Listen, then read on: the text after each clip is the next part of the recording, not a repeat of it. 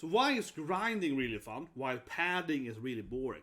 I think a lot of people will see them as the same thing, but I think they're very, very different, right?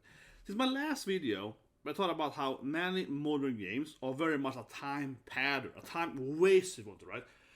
I'm thinking about, but I love grinding. I love grinding games. So should I like that? But it's a very, very big difference. I want to break it down for you here, guys. So if you like gaming stuff, right, and I guess more in-depth, philosophy gaming stuff, this channel for you guys, because I think way too much about this stuff. I spend way too much time thinking about this stuff. So please subscribe, press the like button, and let's get at it. So first of all, I have to address Stardew Valley, right, or similar games. That's obviously Stardew Valley. So Stardew Valley doesn't have grinding, okay?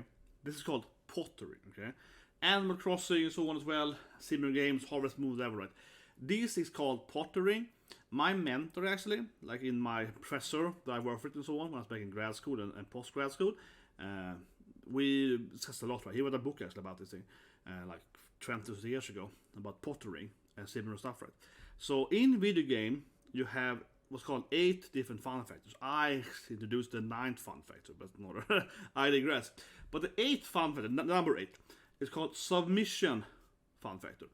And this is what Stardew Valley is. It's a submission game, okay? So pottering is not the same thing as all as grinding, right? Or padding out or anything like that. You obviously is like a time sink, which is do the same thing over and over again to some extent. You can grind up your farm or whatever. But there's a very different gameplay, right? Because I guess essentially, so when Stardew Valley, the actual enjoyment is mostly just doing it. You know what I mean? It's not. Yes, you get a bigger house and you get married and so on, but most of the enjoyment, right, from playing Stardew Valley is the actual, it's the actual pottering, working on the plants or whatever, right? You're also getting bigger stuff and so that's not really that makes you somewhat happy, but it isn't really the enjoyment. The enjoyment is the actual doing it, right? Where padding then is the opposite, right? Padding is just like, this is really boring, this is crap, like I said in my last video, this is terrible, I'm only doing it for the reward, you know what I mean? You don't potter rings to the valley because of the reward, it's the opposite, right? Grinding, I guess, is somewhere in the middle, but whatever. I'm gonna pottering now, because I find it interesting this video now, because I'll point it out. However, if you want to see more of this stuff, guys, please leave a comment below and so on. I can make a video only about pottering. Because pottering is an interesting, human psychology thing, right? So I studied it.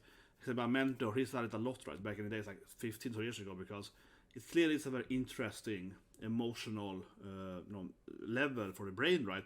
You're doing something just to kind of pass time, but you're enjoying it, so it is something to do. But anyway, let's talk about grinding more then. Like again, I'm not going to talk about these games like Harvest Moon, Animal Crossing and so on. These are pottery games. Now, let's talk about grinding, right? So here is Disgaea.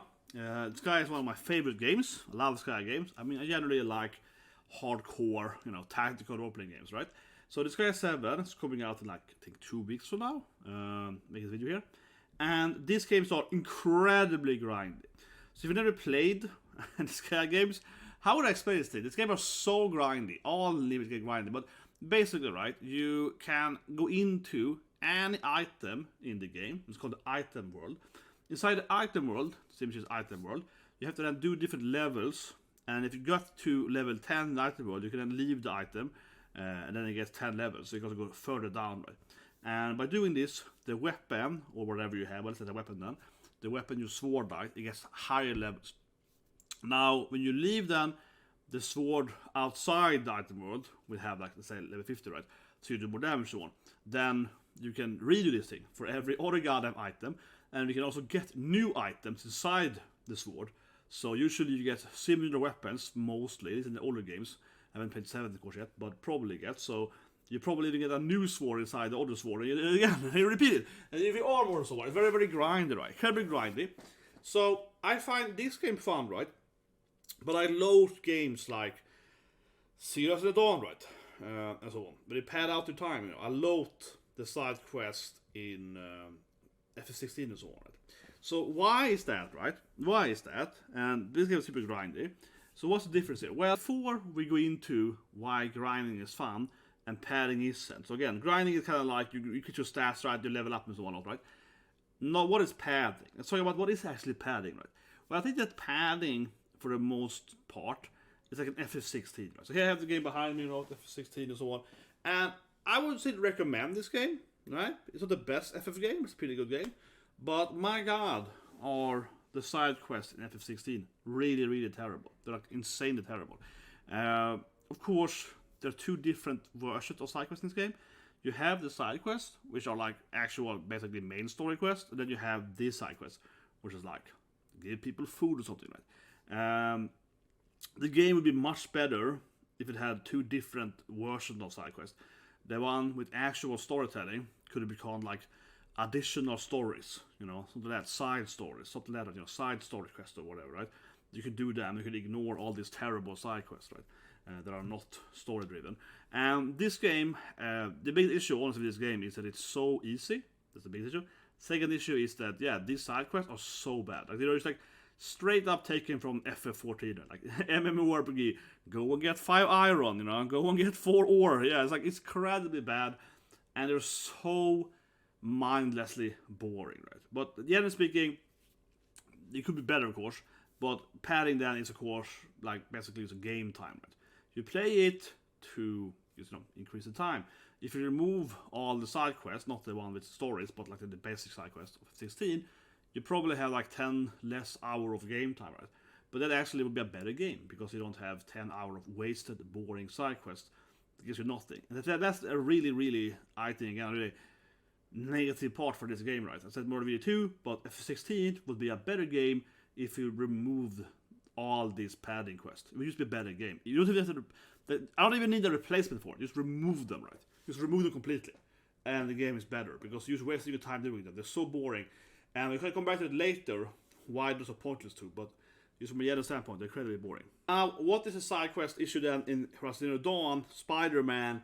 I don't know, similar games to that, Ghost of Tsushima, whatever you name them. These like open world-ish games. Well, it's the Bandit Camp. So, of course, Zero as a Dawn had other padding issues too, but I think a great example, as I said in my other video too, is the Bandit Camp. I also keep coming back to this Bandit Camp, but it's because this is the most common issue these games have. In Spider-Man, you have the Kingpin house or whatever, and then the cop house, similar to that, right? So basically, a lot of these games have this thing, right? That you have, let's say, 10 different zones, like an ice zone, a fire zone, right, a desert, whatever, right? And they all have the exact same kind of game mechanic. You get to the desert, it's like a bandit camp, it's a quest over there, and then you get to the snow, right, and it's the same quest again, basically. So it's basically the exact same gameplay, like 10 times in the game. It's just 10 different locations with the exact same gameplay, right? That's the bandit camp thing, and it's a very, very notorious thing in all of these open world games, right, as they're called, and also why I think they are pretty boring, speaking of, because they're very, very lacking of creativity. But what the Bandit Camp and similar like loop repetitive part of every area, the problem is, and I think it's like a big issue coming to it later soon here, is that there's no challenge here, right? They really do remind me of F16. Like I said, F16's side quests are bad because they're so easy and so mindless. You just pick an item, go over there, pick up 5 ore. Incredibly boring, right? Low level MMORPG, now, the Bandit Camp at surface level might look a little more advanced. You gotta climb up there, do this stuff, pull that guy down, setting a Spider-Man, you gotta go up there, get that guard down, and so on, and yada yada, right? But man, is this boring. It is so easy. You play on the hard difficulty, it's incredibly easy. I don't think I ever struggled with a single game of this kind of system, this kind of open world game of their Bandit Camp. I think I never struggled. Of course, I've died once or twice, but even on the hard difficulty, they're always the same thing and the same strategy. And let's be honest here, they are truly just a time waster, right? You barely. I think one issue massively though is that you very rarely get as if doing that, right? You get the achievements, you know what I mean? And let's have a look at FF10, right? In FF10, you can do a bunch of different side stuff, and what it does is that you mostly unlock weapons, the best weapon for the characters. If you read the Albedo language and do those side quests, so to speak, you get Riku's best weapon, right? God Hand, I believe it's called. If you do the lightning bolt thing, you get Kimaru's Gungi spear, right? and so on. If you play the Blitz ball, you get Valkyrie's ball and so on, right? But what is the point actually of doing the side quest in Zero Dawn? What's the point of doing like the Kingpin headquarters or so on in Spider-Man? I really don't know. You get some stats maybe a bit. Like they're just kind of pointless too. I think that's like a huge significant part of not all the games of course I'm generalizing here, but I think most of these games that have padding issues, they also feel so pointless, right? Like the rewards are just not there, but the general issue that I have come up with, and I want to explain in the video why padding is really terrible and boring, and why grinding is fun, is actually a large part of if the game is too easy. Let's look at Fire Emblem. Fire Emblem Engage is a great example of why grinding is fun and padding isn't, right? So like I said, I think actually the biggest issue with padding is that it's a time sink that is boring, low rewards, but also easy games, right? Zero Dawn, Spider-Man, they're all mindlessly dead, those games. They're too easy. There's no point actually doing the side stuff. You don't have to do it, right? It's just there to waste your time. In Fire Emblem, you wanna grind more. You're like, oh my god, maddening is so hard. How do I get more levels, right? The essential thing about grinding is fun is because you have to have a game, honestly. The game has to be challenging, right? The main storyline there has to be a hard thing. And if you don't grind, they'll get you XP, but you better loot so on it. If you don't do that, you can't defeat the actual game. That is, I think, an incredible essential part of making grinding fun versus making padding not fun, right? Because padding is honestly, usually those games are too easy. It's a big issue, right? That you have these mindless, like, open world games, right? And you can ignore all the padding, right? All the collectible stuff. It doesn't really matter. Like I said earlier, FF10, right? If you don't do all this padding stuff in FF10, which aren't padding, but let's call them padding for always sake. If they were padding, right, you wouldn't get actual good loot, you know, you wouldn't get the best weapons. So that's a big difference there, right? And so Fire Emblem is a good example of like, well, if you don't grind, you get a lot of three houses and crazy, right? But if you don't do it, maddening is like impossible. You have to do it. So I made this meme about Fire Emblem Engage earlier this year. So the meme is about skirmishes. So in Fire Emblem Engage, you get this extra fights called skirmish. You can get XP, you know, and level up. So no items, but you can level up your character, right? Which is very important on maddening. However, you basically spawn in those skirmishes. So when the game was new, people complaining that skirmishes are too hard, right? On normal and hard. They were like, oh, it's too hard, it's my level scaling, it's very hard. And actually, the skirmishes are harder than normal sections because they are much more aggressive than enemies. However, as a maddening player, I was like, what are you guys talking about? What's skirmishes? I get those skirmishes, yeah. The game doesn't even spawn skirmishes on maddening. It doesn't even give you skirmishes, right? So it removes your grinding options. And that sounds like a dumb, you know, what? How is that bad? Okay. My point is that because the game removes your grind options, the game gets harder, right? Because you can't just get the XP. So that's like a real essential part again. Why grinding is fun, because to have like this time stuff on the sideline from the main quest, right? To make that fun, it has to be meaningful. It has to either be really good rewards or the best rewards or whatever, right? Or like meaningful story bits like S16 with the good story bits. Or it has to be that the main storyline is actually brutally hard and you have to go and grind, right? And if you can't grind that, you actually like, I wanna grind because I need to get more XP, right? That is a huge, I think it's a great example of, man, yeah, like by removing my grinds, it actually makes the game harder, but also makes the game fun as well, right? And what happens then in Fire Emblem is that you get very few skirmishes, and if you get them, you basically can't beat them on that level, and then you kind of like want to really grind them out and try to maximize the XP and so on. And one side of though on this thing here is that skirmishes now spawn way more in Fire Emblem Engage. Just point out because in the second or third patch of the game, they absolutely increase the spawn rate. Yeah, like I think like my first playthrough, I got like one skirmish, okay, on maddening. In my second playthrough, I got like 5 or so. So they absolutely increased. There was some patch notes on like skirmishes, yeah. So they like tripled up that spawn rate. It was probably way too low. Yeah, it was like 1% chance of it. Yeah, it was far too low. Let's go back to Disgaea. There are two things that make grinding fun. The first thing is that grinding has to be meaningful. Right? The game has to actually be hard. So in Disgaea, for example, in the first game, the last boss is like level 100, okay? The secret last boss, she's level 2,500, right? Similarly, in most FF games and so on, right? Fantasy or EF games, you have the main story quest, you know? And then you have the incredibly hard side boss. It's actually of course, a massive issue in F16. Like, yeah, they have some side bosses, but they're pretty damn easy right there. But, yeah, my point, you have to have something that's really much harder. You have to grind, you have to achieve, right? It has to defeat it. It's similar to like World of Warcraft. You have a really hard boss, but everyone has to come together and blah blah blah, and so we'll get gear right. And it's very, very hard to defeat a mythical raid boss without the perfect gear right, without the perfect setup as well. And that, of course, is a very feeling of achievement, right? So that's the first thing that makes grinding fun. It has to have an actual hard part of the main story of the game. Now, what is number 2? And the second thing is that grinding should be hard in itself, right? Grinding should be an interesting challenge for you. For example, in Fire Emblem, because there's so limited grinding in the game, and you want the correct person to get the XP, right? You might have to be like, how do I defeat the enemy with Lady Anne to get more XP? You have to try that stuff, right? In 3 houses, you could break your weapons. If you broke your weapon, it did less damage. So everyone could have a broken weapon. Attacking the enemy gives you slight XP. So not everyone could do more attacks before the enemy dies to get more XP. Stuff like that is fun, right? It's kind of silly, but it's really fun.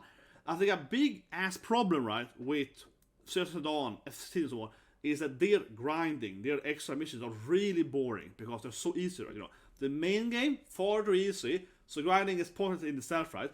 But it also misses out that grinding just like whatever, you know? It's too much MMORPGs, quest lines that go over there, but like grinding should be complicated, right? If the Bandit Camps, for example, in Horizon Dawn were 10 times harder, then it would be fun, right? Spider-Man, I think, is better than Horizon Dawn because the actual gameplay Spider-Man is much better. The actual like Bandit Camps, but still, they're far too easy, right? And not really a big challenge, right? The Taskmaster stuff is much better, Taskmaster, because they have actual interesting challenges. So you can really feel how too many games today have really, really boring padding stuff because it's pure. It's like a brain. I guess that's like it's the thing, right? That they're brain dead. You just have to go in there and you just do them. Like you can't fail them. Yeah, you can't fail. You have to be able to fail grinding. If you go back to Disgaea, right? Disgaea's item world has always been really fun. I love grinding in Disgaea because in the item world you have to move around these crystals and you can do combos with them, and then you can like do these really advanced combos, right? So grinding is kind of complicated. And if you're really under-leveled in Disgaea, grinding becomes very interesting, like a puzzle game, because as long as you reach a portal, the blue thing there, you still get like passing the stage. So using mostly your ninjas and stuff like that, and thieves, you can move around characters with martial art, and then you can throw characters with lift and so on, right? And then you can make this like, I can beat the stage by like a puzzle. So the actual item world is really fun, because every level is like a randomized hard puzzle, right? And then it gets harder and harder. One mistake, everyone dies. So it actually becomes like a really interesting grind, right? Very important part for making grinding fun. Grinding has to be meaningful, that the actual need to do it, and grinding needs to be hard, yeah.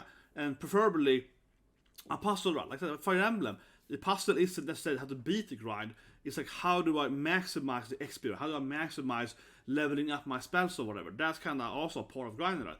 How do I get the best part of it? In Dragon Story, for example, old role-playing game, in that game, if you fight enemies, their weapons absorbs the enemy's essence. So if you fight a lot of fire enemies, you get a fire sword, kinda. But then the sword deals fire damage, so it will be useless against a fire boss, right? Because it did fire damage, so you ruin it. So you have to think about it.